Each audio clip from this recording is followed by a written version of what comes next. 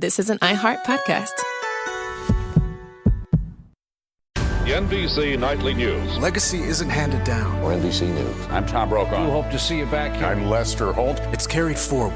Tom Yamas is there for us. Firefighters are still working around the clock. As the world changes, we look for what endures. We are coming on the air with breaking news right now. We look for a constant. And from one era to the next, trust is the anchor. For NBC Nightly News, I'm Tom Yamas. A new chapter begins. NBC Nightly News with Tom Yamas. Evenings on NBC. Wells Fargo seeks broad impact in their communities, focused on supporting customers and communities through housing affordability, small business growth, financial health, and more. Donated over $2 billion to strengthen local communities over the last 5 years. Wells Fargo, the bank of doing. Learn more at wellsfargo.com/say-do. Support includes contributions from Wells Fargo & Company, Wells Fargo Bank N.A., and the Wells Fargo Foundation. Hello. From Wonder Media Network, I'm Jenny Kaplan, and this is Womanica. This month we're talking about outsiders, women who marched to the beat of their own drum and rejected stereotypes about what women should be. They're aesthetic pioneers, norm benders, and often the only woman in their field.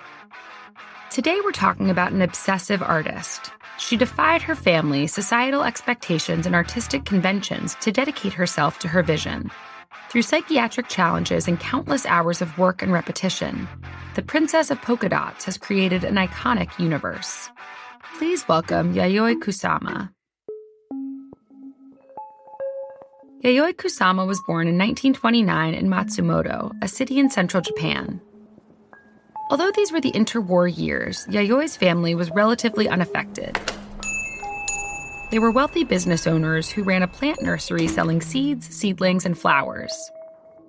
Yayoi's traditional family disapproved of her early interest in art. She describes her mother in particular as having been extremely violent. Quote, "She hated to see me painting, so she destroyed the canvases I was working on." Yayoi continued to paint anyway. When she couldn't afford materials, she painted on cardboard or jute sacks. During World War II, Yayoi and many of her peers were conscripted to contribute to the war effort. At just 15 years old, she sewed for up to 12 hours a day in a parachute factory. Still, she made the time to paint. She later said, "Painting pictures seemed to be the only way to let me survive in this world, and was rather like an outburst of my passion and desperation." After the war, when Yayoi was still a teenager, she convinced her family to allow her to go to Kyoto to study painting. The move also served as an escape from her unhappy home life. In Kyoto, Yayoi trained in the traditional Japanese painting styles, an approach that she found overly conservative. She felt her instructors were out of touch and hardly attended her classes, though she continued to paint on her own. It was around this time that Yayoi began to undergo psychiatric treatment to treat emotional instability and hallucinations. One of her works from that time, titled Accumulation of the Corpses, bears early marks of her style. Undulating forms, repetitive shapes, and a saturation of color. At the center, two trees reached into the only open space on the canvas. Life struggling to survive amidst a bleak, ravaged landscape. This painting was among more than 100 works that Yayoi presented in her first solo show in 1952, just before her 23rd birthday. Despite her early recognition, Yayoi felt constrained by Japan.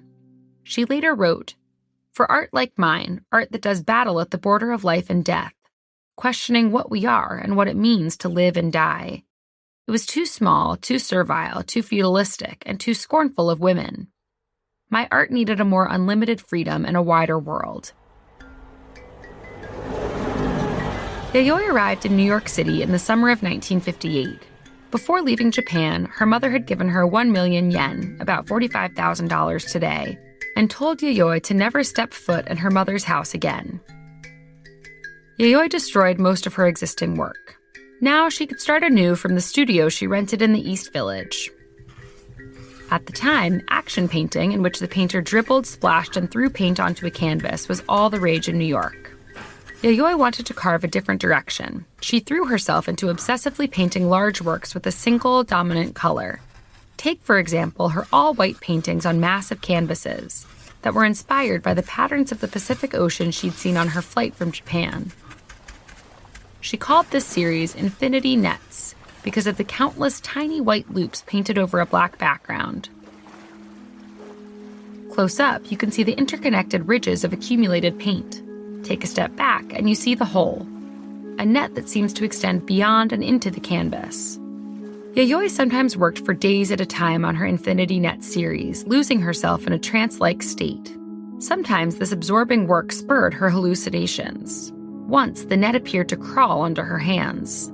Though she initially struggled to gain the same recognition and success as her male peers, Yayoi's work was featured in exhibitions, and she exploded onto New York's avant-garde scene, particularly as pop art was growing. She continued to paint and also delved into other mediums. She created her first signature sculptures of furniture covered in stuffed fabric shapes, designed clothes, made films, and worked with photographers to document her life. For example, the 1966 photo series titled Walking Peace depicts Yayoi walking the streets of New York alone, through a fisheye lens, wearing a pink flower print kimono. Here she was, an outsider roaming through a foreign city on her own terms. Throughout the 1960s, Yayoi exhausted herself putting out a huge volume of work. Two particular forms emerged that would come to stand in as symbols of her art: the polka dot and the infinity room.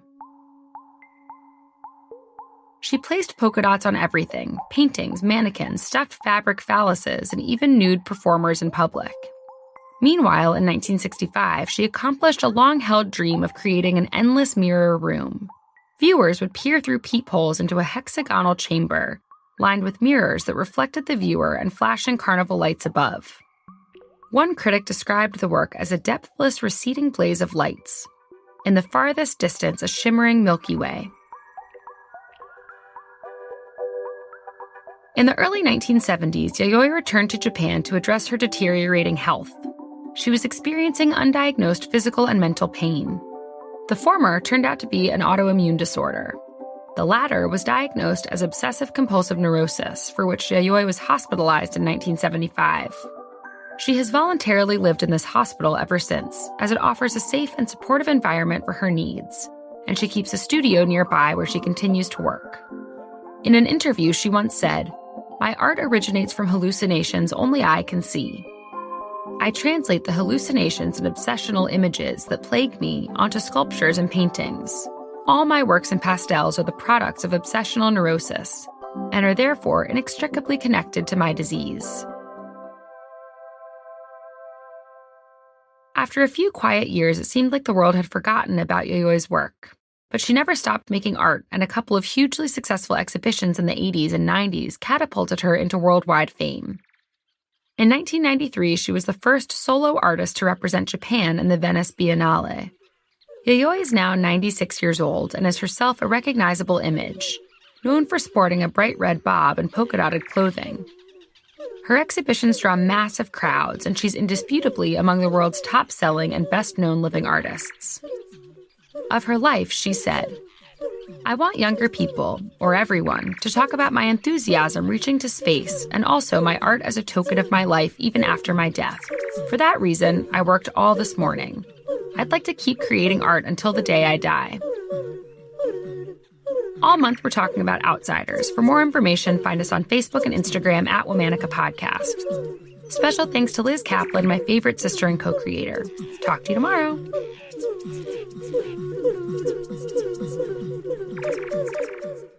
Explore the winding halls of historical true crime with Holly Fry and Maria Tremarchi, hosts of Criminalia, as they uncover curious cases from the past. The legend of the highwayman suggests men dominated the field, but tell that to Lady Catherine Ferrers, known as the Wicked Lady, who terrorized England in the mid-1600s. Her legend persists nearly 400 years after her death. Highwaymen are in the hot seat this season. Find more crime and cocktails on Criminalia. Listen to Criminalia on the iHeartRadio app, Apple Podcasts, or wherever you get your podcasts. Hey, when's the last time you've listened to Hot 99.5? Because we have all of the hit music, but also a lot more. Like Intern John in your morning show. I'm Elizabeth Bethany. I want to make sure you always know about the latest events, deals, and things we're making fun of around the DMV. I love this station. You talk about real stuff. And Nick Gomez gets you access to all of your favorite artists. And we're all giving a bunch of things away every day. In fact, you might even be able to win $1 million. Oh, snap. I won, too. Awesome. We're DC's #1 hit music station, Hot 99.5. This is an iHeart podcast.